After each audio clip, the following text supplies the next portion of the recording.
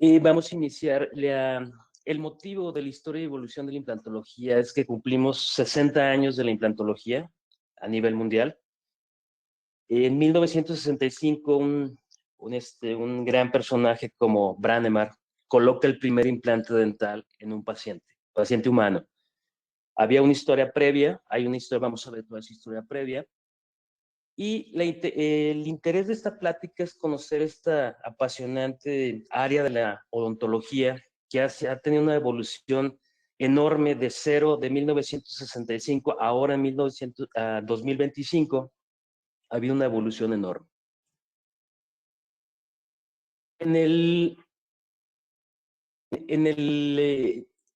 Esta imagen que representa 2025. La pregunta es, ¿cuál es el implante en el 2025? El motivo de esta plática, es la evolución que tenemos. Ahorita nos parece muy normal, que estamos acostumbrados a conferencias con esta alta gama de éxito, incluso en fotografía clínica, y si analizamos esta charla, lo estamos teniendo en forma virtual, cosa que era imposible cuando yo estudié en la licenciatura, en los años 90, el posgrado en el 2002 en la Universidad Intercontinental. Incluso la fotografía clínica, vamos a ver esos avances incluso en fotografía clínica. No solo nos vamos a enfocar, vamos a analizar todas las imágenes, no solo nos vamos a enfocar en los implantes, en el cuerpo del implante, como que posiblemente estaban pensando que me iba a enfocar demasiado. Sí, vamos a hablar, es indispensable hablar del cuerpo del implante, la evolución del cuerpo del implante, conexiones, superficies, materiales de que está constituido el implante, hasta que estamos llegando a esta imagen del 2025 y podemos ver a vista clínica el objetivo actual de la mimetización de los implantes en boca. Tienes que ser, ni siquiera que el siguiente clínico que vea al paciente, el siguiente dentista que vea al paciente, no puede identificar a vista clínica cuál es un implante de otra restauración. A menos que tome una radiografía y pueda identificar, ok, este es un implante. Antes, en los 90s, prácticamente el objetivo, los 80s y 70s, el objetivo de los implantes era un mecanismo de retención de prótesis completas. Ese era el único objetivo, fue el objetivo inicial de Brånemark con los primeros pacientes, con Gora Larsson, el primer paciente que se colocó sus implantes, el primer implante, después se le colocaron otros 3. Entonces hemos tenido en 60 años un desarrollo meteórico de esta especialidad, que yo la considero una subespecialidad de la rehabilitación protésica. No estamos enfocados, soy periodoncista, no estamos enfocados, la implantología no va enfocada a la parte quirúrgica. El implante está en relación directa a la futura prótesis. El que dicta dónde va el implante no es el hueso, como en algún momento fue un pequeño desastre hace algunas décadas. Se colocaban implantes donde había hueso. Ese era un precepto, era un postulado de hace muchísimos años. Actualmente determinamos, si no tenemos hueso previo, tenemos colapso en los rebores, tenemos infinidad de técnicas, también hay una historia muy grande en la regeneración ósea. Solamente vamos a alcanzar, por cuestiones de tiempo, una pincelada en esta plática de la regeneración ósea. Me voy a enfocar más a la evolución de los implantes, porque si también nos hablamos en la evolución de la regeneración ósea guiada, en injertos autógenos, los injertos aloinjertos, aloplásticos, técnicas quirúrgicas avanzadas de regeneración, pues obviamente no terminaríamos una hora, sería imposible hablar de todo esto. Vamos a enfocar en la parte implantológica, también la evolución de la parte protésica sería también muy abundante. Nos vamos a enfocar en la evolución de la implantología. Volvemos a la imagen que tenemos en pantalla. No es tan fácil identificar, a lo mejor ya estos minutos que están pasando ya pueden tratar de identificar cuál es el implante. Ya alguno con mucha experiencia clínica lo está identificando, pero ese es el objetivo de la implantología actual, mimetizar en este año 2025, mimetizar y adelante. La implantología no depende de las compañías de implante. También el objetivo de esta plática es no depender de una compañía de implantes. Tenemos una gran variedad, incluso en algún tiempo, en los años 2000, hubo un descontrol completo de compañías de implantes. En el 2003 había 220 marcas con 2000 diferentes modelos de implantes. Después se empieza a regular con los consensos de FDI en Nueva Delhi y en Estocolmo, Suecia, para tratar de controlar ese mercado emergente, esa producción eh, ¿cómo lo podríamos llamar? Tan descabellada que había de implantes. Había infinidad de marcas, unas desaparecían, lo vivimos muchos que estuvimos de la implantología. Yo tengo 23 años viviendo de este mundo de la implantología. Muchas marcas sí había necesidad de cambiarlas, y me tocó la transición de conexión externa a conexión interna con Morse. Había indispensable, algunos de mis profesores, algunos de mis maestros tuvieron los primeros implantes que eran por compresión, los IMZ, cubiertos de hidroxiapatita, plasma spray de titanio, y cilíndricos, vamos a ver qué era sus generalmente desventajas. Ahí la única objetivo era que algo integrara hueso para después ponerle una prótesis.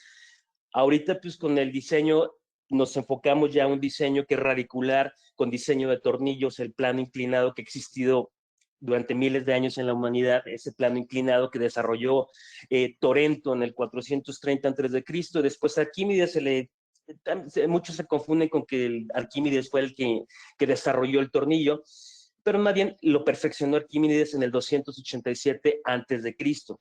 En el 2025 seguimos utilizando ese modelo porque funciona. Es una de las 5 máquinas simples que se han utilizado en la humanidad. Los seguimos utilizando en medicina, en ingenierías, en construcción, en aeronáutica o aeroespacial, en automóviles. El tornillo no nos va a dejar en mucho tiempo. No nos va a dejar, lo seguimos utilizando y aquí lo aplicamos en odontología, en medicina. Entonces, ahí y también tenemos los metales, o sea, la configuración, cómo se diseñan los implantes, qué tipo de metales estamos utilizando. Esto lo tenemos hace décadas, estamos utilizando titanio. Por ahí vamos a encontrar en el avance de la presentación, vamos a encontrar 2 o 3 radiografías diapositivas, perdón, imágenes, en las cuales por ahí unos autores, Bott y Leventhal, siempre hay una discusión en todo. El padre de la implantología es Brånemark, por todo lo que ha aportado, todo lo que aportó durante su vida este hombre. Y por allá hay unas discusiones de que ya había otros autores, Bott y Leventhal de Estados Unidos, que lo tenían previamente, habían utilizado titanio, sí, lo utilizaron de manera diferente y con intenciones diferentes, pero sí habían totalmente de acuerdo. 10 años antes, el titanio ya lo manejan en humanos estos 2 autores. Pasando esta siguiente imagen.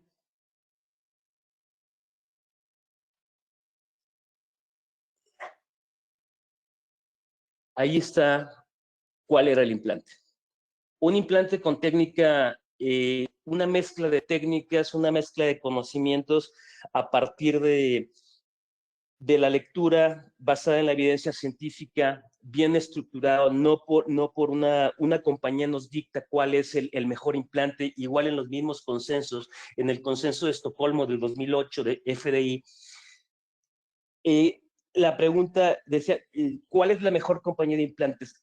Según ese consenso de FDI 2008 en Estocolmo, no existe una compañía superior en implantes, según ese consenso. Ahí, por ejemplo, tenemos un implante, se utilizó una técnica combinada de que en los 90, principios mediados de la década del 2000, era extracción, colocación inmediata. Vamos a ver un caso por ahí con el avance de la presentación, un caso por ahí que tengo lo tengo publicado, que era de los primeros intentos de colocación inmediata de implantes, carga inmediata, incluso las imágenes que van a ver, la diferencia en la fotografía, de la calidad de fotografía es abismal.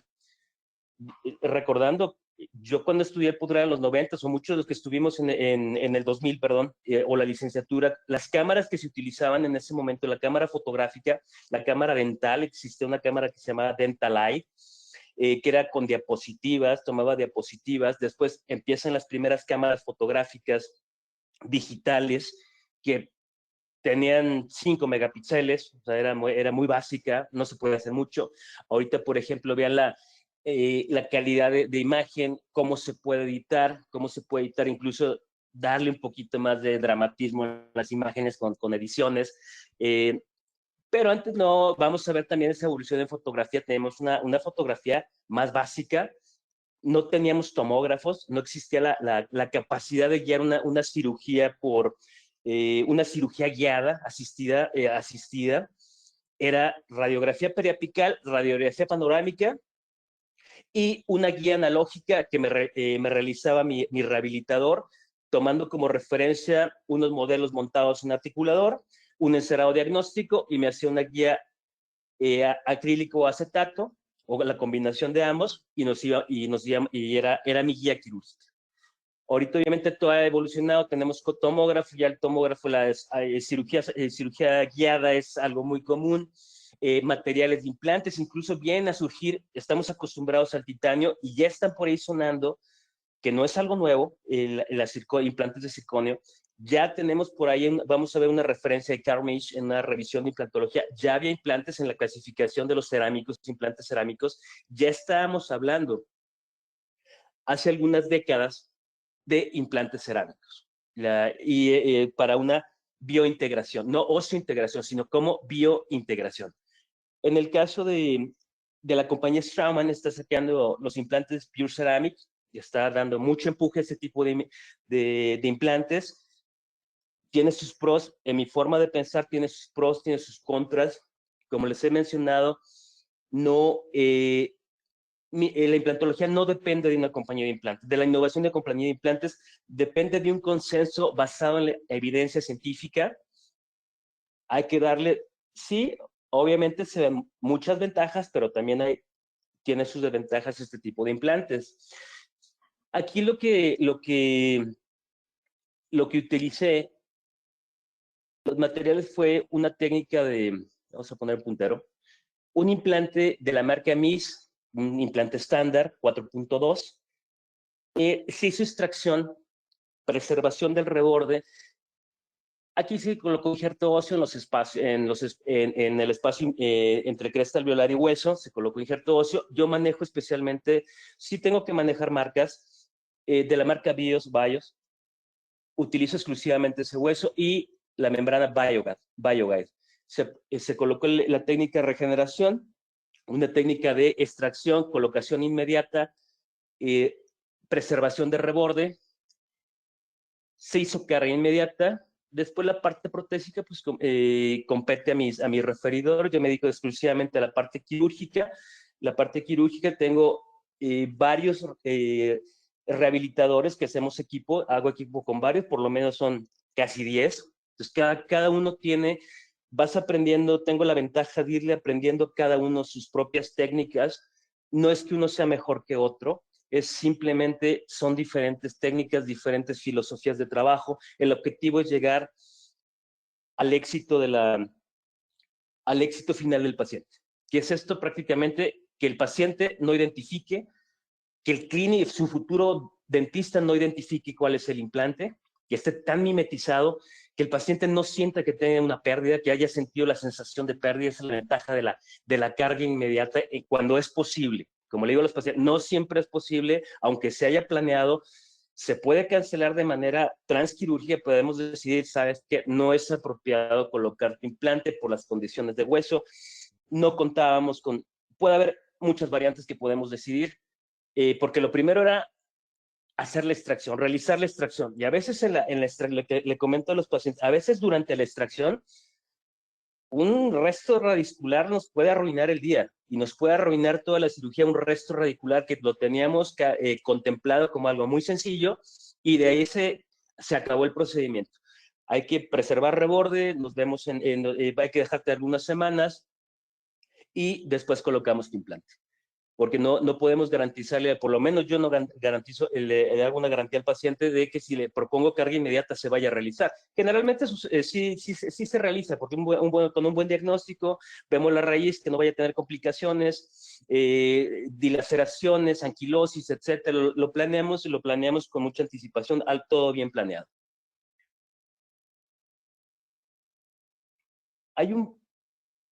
Lo tomo como parteaguas, este hombre que es Per-Ingmar Brånemark, es considerado el padre de la implantología, y sí, realmente se lo merece, es una persona extraordinaria. Y yo considero un antes y un después de la integración en el desarrollo de la investigación de Brånemark. Un antes, pues sí, siempre la humanidad ha tratado, lo intentó, hay registros de colocar un implante dental de este aditamento protésico, ¿sí? Que es un aditamento protésico insertado directamente a hueso y que provee retención, soporte y sobre todo para que sea considerado un implante función masticatoria, ya sea una función de una prótesis unitaria, prótesis fija o prótesis removible, tiene que estar, para que sea exitoso ese implante, tiene que estar en función. Desde tiempos remotos se ha observado la necesidad de la humanidad de reemplazar sus dientes, ya sea por estética, función, el desarrollo de la humanidad ha sido, siempre se ha identificado la buena alimentación con una salud física, mental, por eso siempre desde tiempos remotos se ha intentado reemplazar los dientes. Generalmente fue de maneras desastrosas. Se intentaba, aquí por ejemplo esta imagen que lo pueden encontrar en cualquier libro de historia, de odontología, se tallaban conchas y había cierto principio, y curiosamente algunas sí estaban integradas al hueso. Si vemos la composición de conchas marinas, tiene lo que se llama, en el hueso de los bovinos o hueso de los animales vertebrados tenemos hidroxiapatita. En el caso del coral y de los crustáceos, tienen un componente que se llama coralina, que es muy similar, muy similar en composición, y por lo tanto sí había cierta integración. Obviamente descarten todo lo que implica todo eso, contaminación, infecciones, etcétera. No sabemos si después de estos implantes el paciente falleció, fue hace muchísimos años. También en China se utilizaban hace 4,000 años extracción y colocación en el alveolo. En el alveolo se colocaban dientes tallados de bambú. Se utiliza en las culturas egipcia, maya, hay registros, códices, en los cuales implica que generalmente no era reemplazo, ahí lo veíamos, era más estético en la cuestión maya, y ponerse incrustaciones. En la egipcia sí se trataba de poner, colocar, no implantes como tal, sino ciertas prótesis con hilos de oro, ferulizadas a los dientes adyacentes que quedaban. Entonces ahí siempre ha existido esto. El implante más antiguo, no nos vamos a enfocar mucho en este tipo de imágenes, nos vamos a ir a cosas más medulares, simplemente es cultura general. El implante más antiguo de Europa se encontró en el norte de Francia, en tumbas al norte de Francia, con 250 años antes de Cristo. Está el implante, también lo mismo, no sabemos qué repercusiones tuvo. Al colocarse ese implante, no sabemos ni de qué material estaba hecho, pero estaba sustituyendo al diente 21. Igual, recuerden la imagen curiosamente la primera imagen, donde la pregunta de cuál era el implante, aquí era más cuál iba a ser el implante, y no sabemos qué repercusiones tuvo. Hubo también otras técnicas por ahí, que fue los trasplantes. No estamos hablando de implantes ahí, los trasplantes que aprobaba Pierre Fauchard desde el medievo. Se llegó a utilizar desde el medievo técnicas brutales de trasplantes dentales entre seres humanos, generalmente prisioneros, plebeyos. Los plebeyos eran los donantes, se les compraba los players para la clase privilegiada que perdía algún diente, se hacían las extracciones y se extraía al donante, se le extraía el órgano dental y se le implantaba, se le trasplantaba al paciente receptor. Obviamente, imagínate lo que implica todo eso. O sea, ahorita que vemos sobre todo la infección que puede haber generado la gente, moría de infecciones dentales, y más con este tipo de técnicas rudimentarias que lo veíamos incluso lo vimos, por ejemplo, lo describe muy bien, que no era la intención, lo describe Víctor Hugo en su obra Los Miserables, cuando la mamá de Cosette, perdón, Fantina, en la desesperación de que no tenía dinero, la habían despedido, bueno, tragedia tras tragedia, y para conseguirle medicinas a Cosette, vende sus dientes, o sea, vende sus dientes y el pelo. ¿Para quién era? Para la clase privilegiada. Ahorita, pues, si traspolamos desgraciadamente o hacemos una comparación con la actualidad, bueno, no es tan brutal, obviamente, no es tan brutal, pero sí la implantología, desgraciadamente, no la hemos podido aterrizar a la economía de la mayoría de la población. La implantología es algo costosa para muchos pacientes, es algo costosa, no es un tratamiento común para todos, se complica el acceso a este tipo de tratamientos. Y más cuando, si sumamos reconstrucción de rebordes, imagenología, etcétera, seguimos sin poder acceder a la mayoría. Ojalá en algún momento se pudiera. Era moderna, le puse entre comillas, aparentemente era moderna, pues depende de moderna para quién, desde el punto de vista de quien lo vea. La historia a veces también se puede hacer interpretativa. En 1911, allá había aditamentos que se utilizaron en traumatología, recordando, por eso también materiales materiales previos, técnicas previas, estaban antes de Brannemar. Pero vamos a ver en qué momento Brannemar es el parteaguas, porque los demás no se les considera el mérito, aunque ya lo tenía, sí se les menciona sin duda, pero a Brannemar se le considera el padre de la implantología, por un descubrimiento llamado osseointegración. Y se habían utilizado en estabilizar fracturas del pin de Steinerman, los clavos de Kirchner, todo era para ortopedia. Y se intentaron hacer algunas mezclas. No es realmente una fórmula. Se utilizó la fórmula del acero inoxidable, de 74% de hierro, 18% de cromo, 8% de níquel. En 1911, Strauss y Marr. En 1922, Strauss, entre comillas, mejora la fórmula añadiéndole molibdeno y cobalto. Se vuelve sumamente tóxico, molibdeno y carbono, perdón, y se vuelve sumamente tóxico dentro del organismo al momento que se corroe.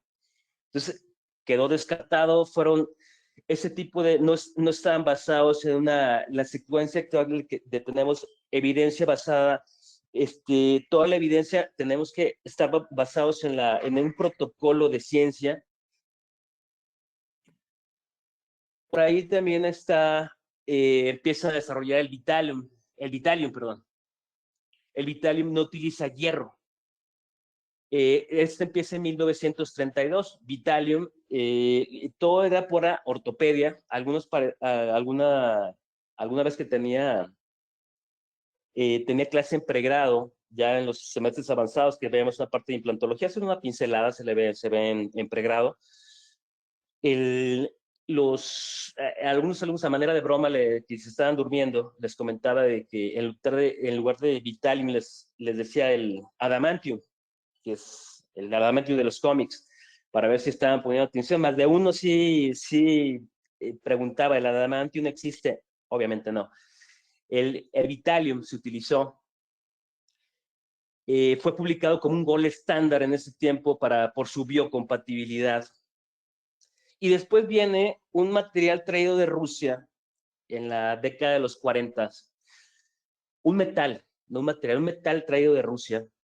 No es extremadamente común en la corteza terrestre, no fue ninguna mezcla, no es una mezcla, no era mezcla, es un metal, el número 22 por su peso atómico en la tabla periódica de los elementos, el titanio. Eso nos revolucionó a la industria médica, militar, a la industria automotriz, a la industria aeroespacial. El titanio se utiliza para todo, por todas las propiedades que tiene este metal. Los primeros, 1940, sí, obviamente, aquí se da su participación, Abbott, estadounidense. Se hizo un estudio en el fémur de 15 gatos, 12 recibieron Vitalium y 3 un metal nuevo llamado titanio. O sea, nuevo siempre ha existido, nuevo es que en ese tiempo se estaba utilizando en el área de ortopedia. Era el titanio. Y ahí es la tesis de Bott, en la referencia bibliográfica. Conclusiones histológicas y radiográficamente, las conclusiones de Bott. El titanio produjo menos efecto inflamatorio y corrosivo que el Vitalium. No están hablando absolutamente nada de integración o desintegración, biointegración, nada. Es simplemente veían efectos clínicos y radiográficos, un efecto inflamatorio, no había corrosión, había menos corrosión que el Vitalium y mejor unión con el hueso. Eso lo veían radiográficamente. Se describió en primeros términos como biocompatible, era estable en el organismo, dentro del organismo era estable. 11 años después, 1951, Leventhal insertó 80 tornillos en el fémur de ratas, evaluándolos histológicamente a las 6, 12, 16 semanas. Vean, la evidencia científica que tenían era muy arbitraria, no estaba bien regulada, simplemente era objetiva, bueno, no era objetiva, es subjetiva. Leventhal mencionaba que en cuanto más pasaban las semanas, más era difícil retirar esos implantes. Al principio, la fuerza era directamente proporcional a la fuerza de inserción, era la fuerza necesaria para retirarlos. Con el paso de las semanas, se volvía casi imposible retirar ese titanio a la estructura ósea. Se podría decir, hay unas discusiones que ha habido, que he escuchado con algunos colegas que también les gusta la historia, que mencionaban que Bott y Leventhal era en el 40 y en el 51 fueron los primeros en manejar titanio en el organismo. Sí, claro, sin duda. Sin duda fueron los primeros, pero Brandemark es el que acuña el tema integración y desarrolla todo un protocolo con los tratados, basado ya en los tratados de Helsinki, evidencia científica bien regulada. Incluso los estudios de Bott y Leventhal no estaban ni siquiera en el journal apropiado de su especialidad del área de ortopedia. Bott lo publica en obstetricia, en el journal de obstetricia, no tenía absolutamente nada que ver ahí, pero quedó registrado. Características de este material nuevo. Que, bueno, nuevo en el uso médico, acordado 1940-1951. Alta pasividad, el hueso crece adyacente a la capa de óxido de la superficie, es biocompatible, no causa ningún tipo de reacción, el organismo no lo reconoce como algo extraño, y la interfase entre la superficie y el hueso se integra. Es tan estrecha la relación que se conforma la integración.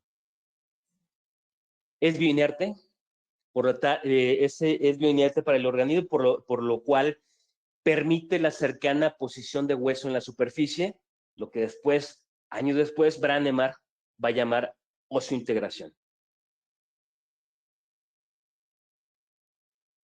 Aquí está me encanta esa imagen que está Brandemark, esta imagen de Brandemark, desgraciadamente falleció en el 2014, hace 11 años.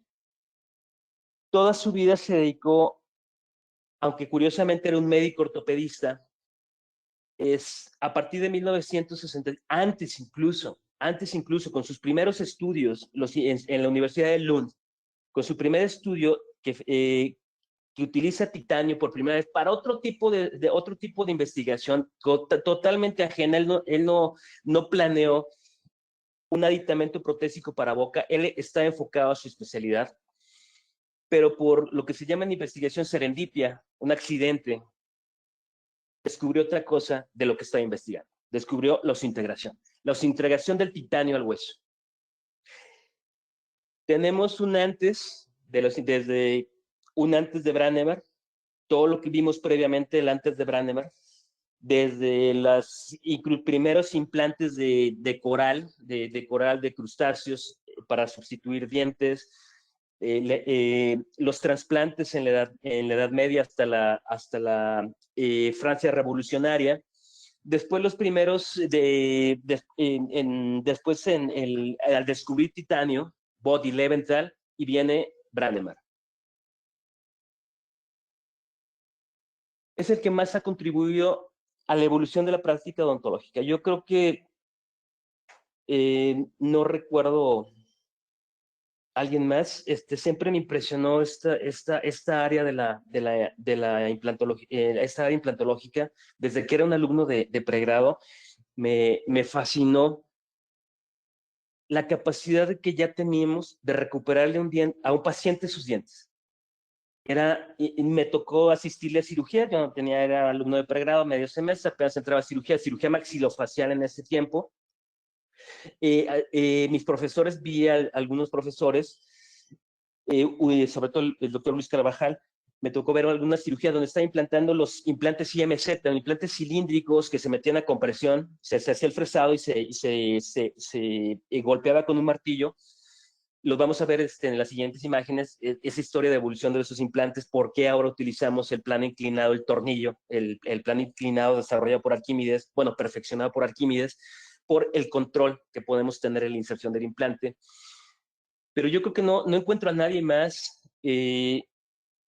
Sí, cada especialidad obviamente tiene, con el respeto debido, cada quien tiene sus propios desarrolladores de innovación, pero Brannemar partió de la nada, partió absolutamente de rebordes edéntulos, sin ni siquiera la idea de colocar algo. Y con el paso de la evolución, tuvo alumnos, desarrolló su Instituto Brannemar en Suecia, tuvo alumnos extraordinarios como Sarb, que organiza el Congreso de Toronto, en cual empieza a difundirse la implantología a nivel mundial. Brannemar nunca se cansó, incluso todavía me sorprendió, me sorprendió en la década de los 90, en el 98 específicamente, yo estaba saliendo del pregrado, y desarrolla los implantes zigomáticos de la nada. Bueno, eso no tiene nada que ver con eso. Esta imagen, este es el desarrollo de Brannemar. Era un aditamento de la Universidad de Londres. Estaba haciendo un estudio en 1956. 1956, aquí es donde nace la utilización del titanio. Brannemar estaba llamando lo que se llama microscopía en vivo o microscopía vital. Eso lo tomo como referencia de Sullivan, pero hay muchas referencias que se pueden tomar. O sea, hay varias de esos, obviamente, parte de la historia. Entonces, esos estudios de microscopía vital, Brannemar simplemente estaba viendo otro tipo en ratas, otro tipo se colocaron aditamentos protésicos, unos aditamentos, no protésicos, para el soporte de lentillas de microscopio para ver varias cosas en vivo, con microscopía en vivo, y después se empieza a dar cuenta que con el paso de las semanas, igual no podía retirar esos aditamentos, esos aditamentos de soporte para los lentes. Ahí empieza a darse cuenta que la unión íntima que existe entre el titanio y el hueso. Nos vamos al 59, Brannemar, pero ya estamos en la Universidad de Suecia, en Gothenburg. Dos estudios, fueron alumnos voluntarios de la universidad, alumnos voluntarios, para que se insertaran el mismo aparato de soporte de microscopía, para lentes de microscopía, Y él estaba estudiando formación, no está, en este momento él todavía no imaginaba absolutamente nada de las utilidades que tenía. Está él estudiando en la Universidad de Göteborg formación y liberación de eritrocitos en los sinusoides de la médula ósea. Fueron sus artículos que estaba estudiando. Circulación en la piel de humanos, con microscopía en vivo o microscopía vital. Al momento, lo mismo, de tratar de retirar esos aditamentos, del hueso de los pacientes voluntarios y sus alumnos de la universidad, con el paso de la semana no podía retirarlos. Ahí es cuando empieza a acuñar el término oseointegración. El término oseointegración, los primeros inicios de la oseointegración, había una unión íntima entre la superficie de titanio y el hueso, donde está, y el hueso adyacente. También referencia de Sullivan. Ahí, al darse cuenta del potencial que tenía este descubrimiento por serendipia, porque no estaba estudiando las propiedades del titanio ni del hueso, ni la unión entre ambos, simplemente se dio cuenta, no se podía retirar el titanio del hueso, después del paso de la semana se había integrado. Y tiene la idea de aplicarlo a situaciones dentales. ¿Por qué? No sabemos. Leventhal y Bott se enfocaron siempre a su área de traumatología, para fijación de fracturas, etcétera, pero Brånemark tiene la idea de aplicarlo en odontología. Paciente déntulo, no tengo la referencia por qué se le ocurrió, por qué tuvo esa idea, pero ya con el ingeniero Richard Sacalak, del Instituto Politécnico de Chalmers, desarrolla un prototipo de dentaduras postizas fijadas a los implantes, o sea, ancladas al implante. Estamos hablando de la fase experimental en perros. Tenía la idea lo utilizaron en perros. También en ese momento coincide, muy cercano en años, la declaración de Helsinki, de la 18ª Asamblea Mundial Médica, en el cual empieza a regular la investigación en humanos voluntarios y en animales. O sea, se empieza a ver las normas de ética. Antes vemos que no eran totalmente arbitrarios los implantes, la investigación era muy arbitraria, era ensayo y error. No se puede practicar en un ser humano en ensayo y error. Por eso se empieza a hacer la declaración de Helsinki. Dividen la investigación en 5 fases. Fase 1, 2, 3, son preclínicas. Ya la tenía Brånemark. Son preclínicas previas a la autorización. La hizo en perros. Ya la tenía varios años con los intentos en su investigación. Y previas a la autorización de la venta masiva de un fármaco, aparato, test o dispositivo que se vaya a utilizar en humanos. Las fases 4 y 5 es cuando el producto ya está comercializado y es de uso clínico habitual. Ahí la referencia está disponible en este link de la declaración de Helsinki, si alguien tiene interés. Fase 1, Brånemark en 1965, la fase 1. Coloca el primer implante dental en la zona anterior de la mandíbula, en un paciente teniendo éxito y consiguiendo oseointegración. Siempre tenía que ver a un paciente, pero vean la trascendencia. Este es el paciente 1, Göran Larsson.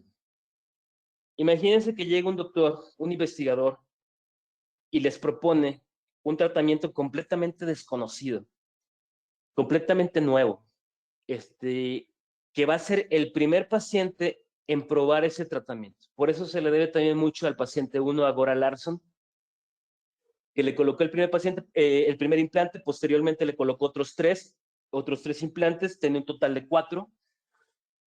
Y falleció en el 2006 con sus 4 implantes funcionando. Es el caso más longevo de implantología, 44 años. Posiblemente alguno me podrá decir, no, ya hay más longevos. Sí, pero no con la trascendencia, no con lo trascendente, lo importante de Göran Larsson, que se ofreció como voluntario a ser el primer paciente en algo totalmente nuevo. Por eso lo trascendente. Sí, no dudo que otros pacientes, ya que estaban muy cerca por esas fechas de colocación, y, y, y no sé si hace una década fallecieron o hace algunos años, posiblemente tengan una gran cantidad de años con sus implantes exitosos. Se llama implante con éxito cuando está en función, cuando funciona, cuando está en función oclusal. En 1975, las fases 2 y 3 se realizaron con éxito en un grupo de ancianos. Puentes anclados en hueso mandibular.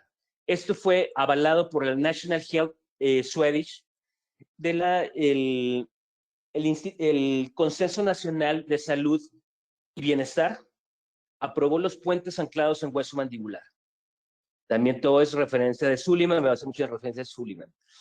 A partir de esto tenemos ya la implantología 1965, recordando la primera imagen de la presentación. Tenemos 60 años. Desgraciadamente no pude conseguir una imagen de los primeros implantes que colocó Brånemark. Sería muy interesante para ver el avance en 60 años que hemos tenido. Yo considero la implantología, a veces nos enfocamos mucho en el estudio de los implantes como material, el implante como material. La implantología no es eso. La implantología abarca también los tejidos periimplantarios, oclusión, desarrollo de los implantes. Sí, claro, es una fase muy importante, hay que conocerla, hay que también saber cuáles son el diseño, características, ventajas y desventajas que tuvimos con los implantes, diseño de implantes, cuerpo del implante, conexiones de implante, no volvernos susceptibles a las compañías de implante, a la producción masiva de implantes y casi descontrolada de implantes, por moda, algunas han desaparecido, pues quien no conoce la historia está condenada a repetirla. Algunas compañías se fueron de un día para otro. Tengo aquí una Intec 3i, de los que puedan recordar. Un día prácticamente avisaron que ya se iban. Y el problema es con la rehabilitación protésica. Ese es el gran problema. Incluso en el peor de los casos, habría que retirar el implante para colocar uno de actualidad. También surgieron con esa retirada de algunas compañías o que desaparecen algunas compañías, otras compañías emergentes como para la producción copia de los partes protésicas, que siempre va a haber alguna discrepancia en micras entre la original y la copia, pero pues nos saca del problema. O sea, nos saca del problema. O sea, si ahorita me dices, por ejemplo, coloqué bastantes implantes de la marca Intec, Endur, creo que en el 2007 se retiraron sin decir nada, y tengo una lista de expedientes de los cuales tengo los datos, y afortunadamente, eso sucedió hace algunos años, afortunadamente con compañías emergentes de aditamentos protésicos se puede solucionar el caso, pero no es lo ideal. Entonces la implantología es el conocimiento de características, clasificación de los implantes, tejidos preimplantarios, el diagnóstico quirúrgico y protésico, imagenología actual. Ya no estamos contando, y bueno, ya no estamos como en décadas pasadas que solo contábamos con una panorámica y una periapical. Tenemos tomografías, una rehabilitación protésica. Los rehabilitados ahora tienen incluso escáneres para rehabilitación. El conocimiento, que es el conocimiento de los implantes. Así es como se hacen los implantes. Esta es una barra de titanio. Se mete un torno no es un torno muy diferente a los tornos que se utilizan para otro tipo de industrias. Es un torno el cual va a realizar la forma del implante que queremos. De esta varilla se va a insertar esta varilla al torno y se va a producir en masa. Va a ser el titanio, lo que se llama implantes de titanio maquinados, como los primeros que utilizó Brånemark. Titanio o aleación de titanio con 6% de aluminio, 4% vanadio, para darle mayor resistencia, mayor dureza, disminuir la densidad, y el vanadio para prevenir corrosión. Se utiliza, actualmente se sigue utilizando titanio o aleación de titanio en prácticamente todos los implantes. Así es como salen del torno. Tuve la oportunidad de ver estos tornos trabajando en la compañía MIS, en Tel Aviv, hace bastante tiempo, casi más de 10 años yo creo. Es el titanio maquinado, ya después sale, y así sale, literal sale, los colectan saliendo del torno y se empiezan a clasificar por tamaño, longitud, diámetro, por longitud y diámetro. Y tenemos esta parte, la clasificación de los implantes. La mayoría ya conoce la clasificación, no nos vamos a detener mucho. Clasificación de la superficie de un implante, se clasifican por su superficie, por la forma del cuerpo del implante. Ya ahorita estamos estandarizados, prácticamente todos estamos de forma radicular, forma de raíz, y con estrías, con cuerdas. Tiene también, hay un principio de que hay una distancia entre cuerdas, depende también de cada compañía, hay distancia entre las cuerdas, forma del cuerpo del implante y por la interfaz implante-aditamento o su conexión. Por la superficie del cuerpo del implante, ¿qué tenemos? El implante maquinado, el que sale directamente de fábrica, se utilizó, me tocó utilizarlo en el posgrado, los implantes completamente maquinados, pulidos al alto brillo. Hay una parte que después empezó a mejorar la superficie, por ejemplo, cuando se trataba la superficie, tratados ya sea arenados o grabados con ácido, con combinaciones de ácidos, para dar cierta porosidad a la superficie y favorecer la osintegración. El maquinado estaba, la parte maquinada estaba muy, estaba, todavía lo tenemos en un concepto de la parte maquinada, la parte pulida, es muy atractiva a los fibroblastos de la encía, al epitelio de unión de la encía, se adhiere perfectamente a esa superficie. Y a otros que ya desaparecieron, implantes CMZ, que tenían, se les agregaba a este titanio maquinado, se le agregaba plano spray de titanio o hidroxiapatita, fosfato tricálcico. La desventaja era que sí tenían muy buena integración al hueso, pero la interfase plasma spray hidroxiapatita al titanio maquinado, no era muy resistente. Ya salieron del mercado. Normalmente lo que se utiliza en la mayoría de las compañías de implantes, aunque no es una fórmula que esté al público, porque es propiedad industrial, es ácido clorhídrico y ácido sulfúrico, dependiendo de la tipo de calidad que se pretenda, es a los 5, depende de la marca de implante, 5, 10, 10 minutos. Depende de la rugosidad, la porosidad que quieras, la porosidad que se pretenda en la producción de implantes. Clasificación por el cuerpo del implante. Estamos con los implantes en forma de raíz. Tenemos los que son cilíndricos, los que son endoóseos. Hay unos en forma de hoja, que también ya no se utiliza, no me tocó esa implantología afortunadamente. Demasiado complicada, demasiado peligrosa. Esto también lo vi, este tipo de implantes cilíndricos, no había un protocolo de inserción seguro, no tenía cuerdas el implante, para eso se desarrollaron las cuerdas, para una inserción segura dentro del hueso mandibular. Antes se hacía el fresado, el protocolo de fresado, y se metía por compresión, incluso se utilizaba un martillo. Estos los transóseos no se utilizan, vamos a dejar aparte los superiósticos. Los transóseos prácticamente están en desuso, pero estos sí, los superiósticos no están en el área de odontología propiamente dicho, están en el área maxilofacial para lesiones graves, o sea, reconstrucción. Se hace un escaneo, se customiza esa prótesis, ese implante encima de hueso, pues se customiza ya sea para lesiones, fracturas severas, accidentes de automóvil, lesiones por armas de fuego, cáncer. Sigue utilizándose, aunque no está, no es para la odontología como la conocemos, es más para prótesis maxilofacial y cirujanos maxilofaciales, cirujanos plásticos, reconstructivos, etcétera. Hay una clasificación aparte que quiero tocar muy rápido, que son los cerámicos, porque vuelven a salir este tipo de implantes. Vean, aquí 1989 en el IOMI ya se hablaba de implantes cerámicos, óxido de aluminio, circonio, hidroxiapatita, fosfato tricálcico. ¿Por qué lo toco? Porque vuelve a estar en auge, empiezan a estar en auge otra vez los implantes cerámicos y el implante de circonio. Lo vamos a ver con la compañía Straumann, que empieza a ver, hay que conocer que también ya existía. Ya existía el óxido de aluminio, circonio. Esto es prácticamente el óxido de aluminio, no entró en función, pero aquí tenemos a la venta, lo podemos conseguir, lo podemos comprar, el circonio. Tiene ventajas y desventajas, obviamente. Tiene múltiples ventajas, pero también tiene sus desventajas.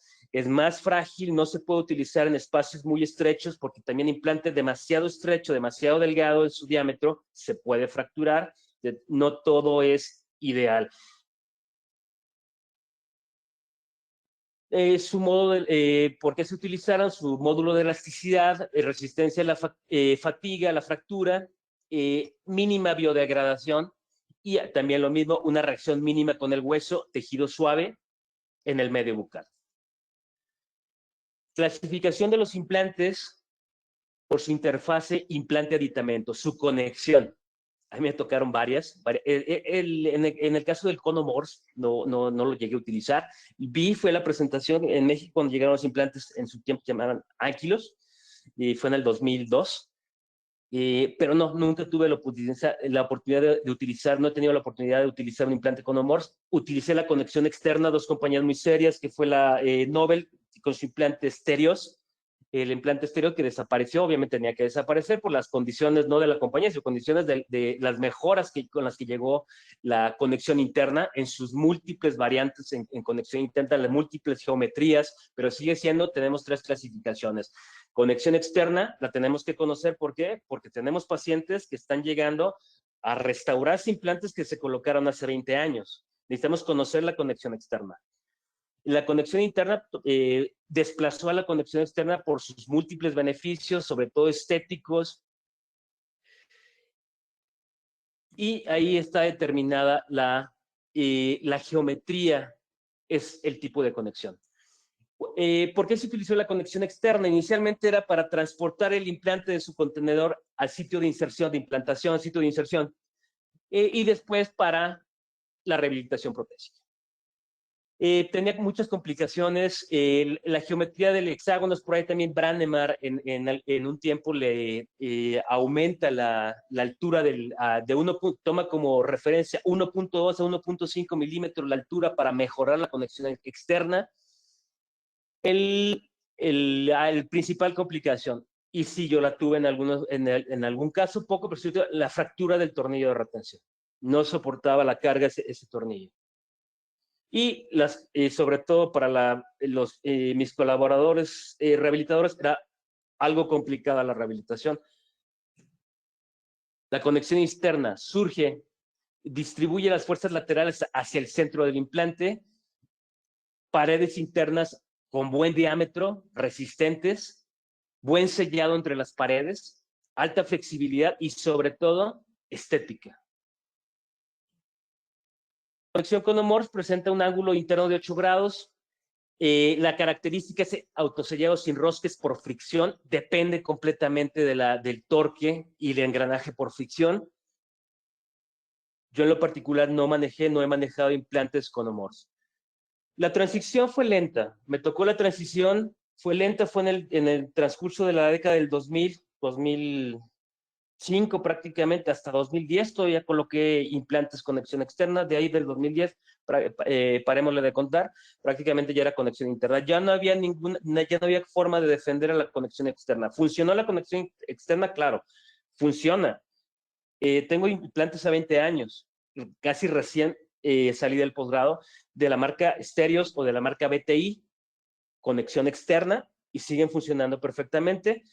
El día que necesitan un cambio protésico, simplemente la ventaja de trabajar con este tipo de marcas es que va a haber una respuesta para el rehabilitador. Primer caso, vamos a ver una serie de casos clínicos, ya fue de bastante historia. Vamos a aplicar estos casos clínicos a la historia. Tenemos un implante que fue un implante de conexión interna, una de las variantes de la conexión interna que me gustaba mucho. fue el implante insignia de la compañía Nobel, el Nobel Replace, de 3 canales, trilobular. Parecía que iba a ser, ya no iba a haber una evolución de esto. Lo utilicé bastante, casi duró 20 años en el mercado. Me sorprendió cuando lo cambiaron, hace algunos años, cuando ya salió del mercado. La compañía obviamente no salió del mercado, solamente el modelo de implante, el Nobel Replace, con sus variantes de cuello pulido, bone level o bone level. Esta era una opción muy interesante. Me gustaba mucho este implante. Ya ahorita ya se cambió a conexión interna, pero la geometría hexagonal. Este es un implante, este caso fue también de mis primeros casos, casi 20 años, fue como el 2003, casi en el 2003, acababa de yo regresar a León, de estudiar el posgrado en Ciudad de México, y teníamos este caso, también con mi rehabilitador, bastante joven también en ese tiempo, el doctor Alonso Guzmán Febre, que seguimos trabajando todavía afortunadamente. Vean la evolución de la implantología. Vean implantes, como implante cuello pulido, implante conexión externa, era una novedad en ese tiempo, era el Nobel Replace, conexión de 3 canales, forma de raíz, las guías quirúrgicas analógicas completamente, que ahorita nada que ver con la cirugía guiada que manejamos actualmente, pero funcionaban. O sea, no podemos negarlo, nos esforzamos al máximo con lo que teníamos. Las imágenes de fotografía, vean los píxeles, la inferioridad de píxeles que tenemos, pero en ese tiempo nos sentíamos orgullosos de lo que teníamos, era lo que se hacía ahí. Tenemos protocolo de fresado, ese protocolo de fresado con la guía quirúrgica, tenemos, ya sabíamos ahí perfectamente que la implantología no es donde había hueso, ya teníamos que generar hueso, ya nos dictaba la prótesis, el rehabilitador nos dictaba exactamente, al cirujano nos dictaba dónde quiero mis implantes. No es donde tú encuentres hueso, ya estamos hablando del 2004, los implantes bien colocados, bien alineados, con guías analógicas muy sencillas, muy simples. Bueno, no tan simple, obviamente, no tan simple, estamos hablando que el rehabilitador tuvo que haber tomado impresión, tomó su impresión, hizo un encerado diagnóstico, y de ahí tomó una copia, un mock-up, y me lo traspoló a una cirugía, a una guía quirúrgica que utilizaba en cirugía. Ahí está la prueba, muy joven, periodoncista recién egresado, prácticamente. Tenía 2 años de estar ejerciendo aquí en León. Fue de mis primeros casos. Vean la conexión, era la forma como se presentaban las pláticas en aquel tiempo. Ese tipo era lo que teníamos en ese tiempo con la cantidad de... Ni siquiera había píxeles, no estamos hablando de píxeles, eran cámaras reflex, formato de 6, o sea, transparencia, con transparencias. Después la fuimos escaneando y la fuimos metiendo en formatos digitales, pero era lo que se contaba, un implante de muy buena calidad, el Nobel Replace. Y ¿qué tenemos en el 2025? Ya muchos rehabilitadores están haciendo la transición entre este tipo de toma de impresión a el escaneo. Pero se llegaba, me voy a regresar un poco, pero si esto era lo que alcanzábamos en el 2004, hace 21 años. 2007, ¿qué hay con el problema del reborde óseo? Problema del reborde óseo, en ese tiempo también hay una evolución que no podríamos obviamente hablar de tanto, una evolución, una historia y evolución de la implantología, donde incluyen la reconstrucción de rebordes. El reborde óseo, había una infinidad, yo me tocó el tiempo de los que colocamos injertos de cresta ilíaca, tibia, mentón, era en ese momento era lo ideal, era el gold standard de la reconstrucción. No teníamos la evolución de la regeneración ósea guiada, que es otra vía de la implantología que también nos faltaría tiempo para hablar de tonto. Entonces teníamos esto. ¿Qué decidíamos en ese momento? Un injerto de mentón, y regeneración ósea guiada con las membranas y los injertos que había ahí, que siempre ha existido, por ejemplo, Hueso Bios, que es de mis preferidos. Teníamos ese tipo de atrofias, teníamos técnicas quirúrgicas, atrofias muy severas, y ¿por qué no? Distracción ósea. Es una cirugía que utilicé, que publiqué en el 2010, la distracción ósea. Vean, ¿por qué no? Hacer ese tipo de, ¿por qué no complicarnos la vida? Ahorita les puedo decir, ¿volverías a utilizar este tipo de? Jamás. Jamás. Es costosa, es cruenta para el paciente, es difícil técnica quirúrgica. Me gustó, la hice, resultó en ese paciente, pero se publicó, o sea, se publicó para darle, se publicó, era de la compañía, creo que era Walter Lawrence o Kyle Martins, no recuerdo bien este distractor. Todavía se sigue utilizando los distractores se siguen utilizando distractores para sobre todo en cirugía maxilofacial. Ahorita les puedo decir, con este artículo publicado, con años de experiencia, con casi más de una década de que hice esta cirugía, de que se realizó esto, descartado completamente este tipo de técnicas, completamente descartada. Incluso muy costosa, se fenestraba demasiado en los colgajos. Imagínense qué colgajo puede cubrir este aparato y que no se fenestre. Si ven aquí cómo se activaba, pero vean el nivel óseo, ¿eh? Vean el nivel óseo. Todavía me hablaron de una universidad de Europa, no recuerdo si era Noruega o Suecia, creo que en el 2018, para solicitarme si podía prestar las imágenes. Fue vía correo electrónico y dije, con todo gusto, y ya no me contestaba, me pareció raro. ¿Quién está investigando distracción ósea en estos momentos, en el 2018? Pero sí, había gente que algo hicieron. No me contestaron para saber quién en este tiempo quién estaba investigando la distracción ósea para rebordes celulares o para qué le estaban ocupando. Pero bueno, ahorita les puedo decir con toda seguridad, descartado, o sea, descartado este tipo de técnicas, autógenos, crestas ilíacas, mentones, había un grado de resorción tremendo. Volvemos al 2007, ¿qué hacemos con este reborde? Me fui por lo basado en la evidencia.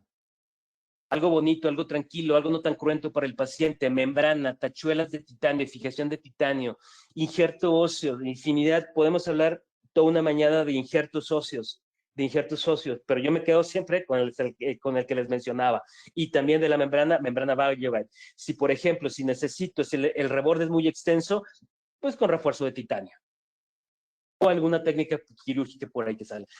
El objetivo, reconstrucción, 2 milímetros alrededor del implante, para que pues, este es un implante que ya desapareció, aquí dice Imtec, alcanzamos a leer la marca Imtec ahí.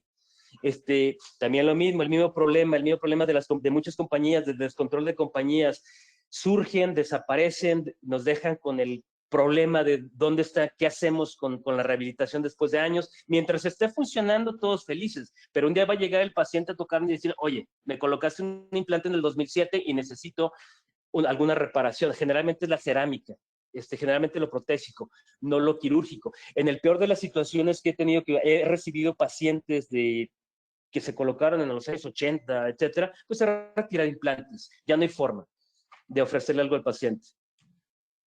Implante de conexión externa, conexión interna, vean los rebordes óseos, hermoso el reborde óseo, esto es una restauración exitosa. Vean la imagen, la calidad de imagen que tenemos de fotografía.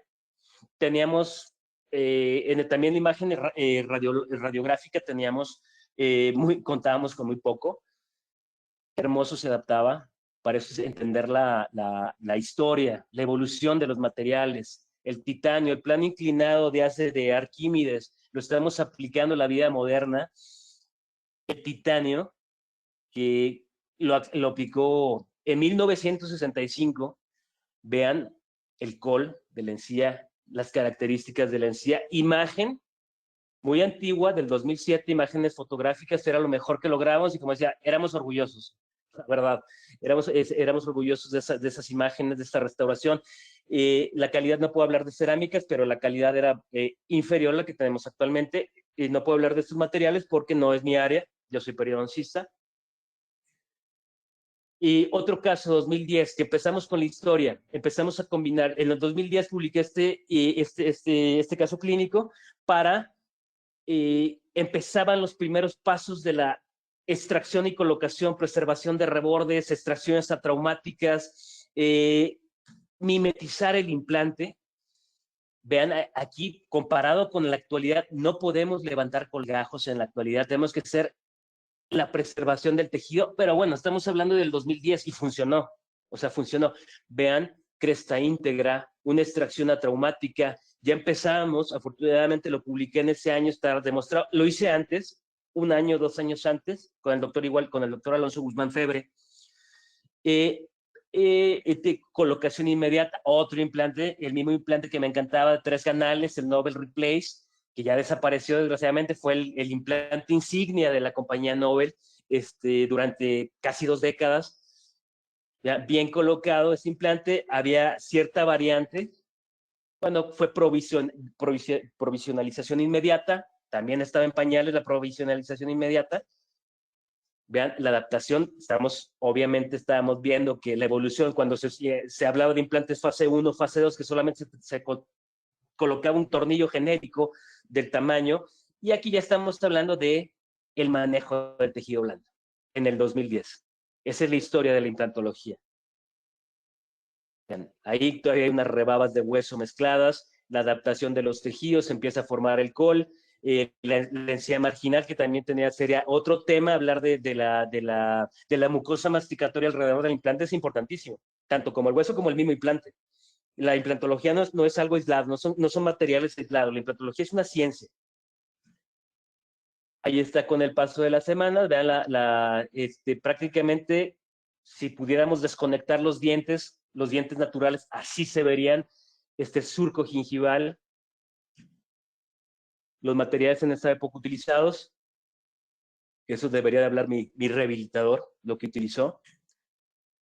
Y la diferencia, en este artículo publicado, por ejemplo, no le piden nada, a excepción de la fotografía, los píxeles, empiezan a mejorar los píxeles. En las cámaras empezamos a cambiar de cámara, casi cada 3 años cambiamos de cámara o menos, porque ya salió la nueva cámara con más resolución, con más píxeles, etcétera. Una variante que ya no hago, colocaba implantes muy largos, extremadamente largos, casi de 16 de largo, ya no lo hago, cambio implantes entre 10 a 11.5 milímetros, no me gusta menos, o sea, si hay implantes enanos que en lo particular no me gustan, ya les explicaré mis razones. Yo prefiero reconstruir hueso y colocar un implante más largo, un implante estándar por lo menos, un 10 o 11.5, pero tampoco había necesidad de un implante tan largo. O sea, no había ninguna necesidad. Aquí está en este tiempo, 2010, los primeros pasos, biomimetización de implantes o integrados con técnicas combinadas de extracción, colocación y carga inmediata, pasiva, que ya son términos que no se utilizan. Por ejemplo, en el 2025, ¿qué tenemos? La imagenología actual. O sea, ya no son, no es para todos los casos, obviamente, para el caso de un implante unitario, obviamente es un gasto extra para el paciente, no es tampoco indispensable, pero sí nos volvemos con un alto grado de somos predecibles más, sobre todo en la reconstrucción de rebordes, en la colocación de implantes. Recuerden, una guía quirúrgica no hace crecer el hueso. Una guía quirúrgica, primero tienes que tener hueso y después utilizas la guía quirúrgica. Esto nos estamos volviendo predecibles. No todo es guiado. Ya porque una computadora me guía en la colocación del implante, ya no importa que tenga el reborde atrófico, no. Primero se reconstruye el reborde, pero somos más eficientes que con una imagen plana que teníamos hace algunos años, como es una imagen bidimensional, que es una radiografía periapical o una panorámica. La panorámica sigue siendo aún digitalizado los aparatos, sigue teniendo el 25, 27% de distorsión. No se me hace para mí una radiografía ideal. Como le digo a los alumnos de pregrado, es simplemente una idea general de lo que tiene el paciente. Después lo vas a ir canalizando, lo más básico, una serie preapical digital completa, y ya después, dependiendo del caso, una tomografía. Si es algo pequeñito, una 5x5, pero ya tenemos una planeación para la futura colocación de implantes. Aquí obviamente este paciente necesita previa elevación del piso del seno, reconstrucción de reborde, no solo el piso del seno, los rebordes vestibular y lingual están atróficos, pero ya podemos dar una planeación exacta. Antes me llegó a suceder en los años 2000, en la década del 2000, que con mi radiografía periapical entraba a cirugía y al momento en el transquirúrgico teníamos que abortar la cirugía porque no teníamos suficiente hueso, explicarle al paciente como lo mejor que se pudiera de que no se iba a colocar su implante, que primero tenemos que reconstruir, que iba a aumentar los costos de manera considerable, y ahorita la ventaja de estas imágenes es que nos volvemos completamente predecibles, podemos predecir lo que tenemos que hacer, exactos en el diagnóstico, exactos en el presupuesto. Volviendo a la pregunta inicial, a la imagen inicial, para terminar esta charla. Este es el 2025. Fue un avance completo en todo. Incluso en estar hablando de esta forma, no sé qué estén haciendo ustedes, tomando café en su oficina, en su casa, en su sala. Antes también era imposible, las conferencias eran con diapositivas, con un carrusel, con un proyector, hace 3 décadas, como me dieron clase mis maestros. Ahorita, por ejemplo, estamos charlando de manera inmediata, con gran calidad de resolución y audio, y todo ha evolucionado. Vean los píxeles actuales de la fotografía. Bueno, también no se dejen engañar, también hay una cierta edición, que también hay software de edición de fotografía para darle más realce, más dramatismo. Para mí sigue siendo la fotografía, la fotografía para cuando se hacían los buenos fotógrafos, los fotógrafos reales, es la transparencia. Ahí no había forma de editar nada. Pero aquí pues nos aprovechamos de la tecnología y yo no es mi foto, esto es de mi rehabilitador. Pero aquí alcanzamos a ver cómo hemos avanzado en implantología. 60 años después, estoy completamente orgulloso de estar en esta área. 60 años después de que se colocó el primer implante Agora Larson por el profesor Brånemark, por eso hay un antes y después de Brånemark. Hasta el 2025 no sabemos qué nos deparen en una década, 2 décadas. A lo mejor posiblemente los implantes ya no existen, a lo mejor ya hay un investigador que está investigando la regeneración del diente y dejamos los implantes de lado. Muchísimas gracias por su atención. Estamos en una sesión de preguntas y respuestas, creo que ahorita unos 10 minutos. Estamos en sesión. Si tienen alguna duda, la puedo responder. En este momento lo hago. Si no, aquí está mi correo electrónico. Si tengo la bibliografía presente o la tengo a la mano, la contestamos. O cualquier duda que tengan. Gracias.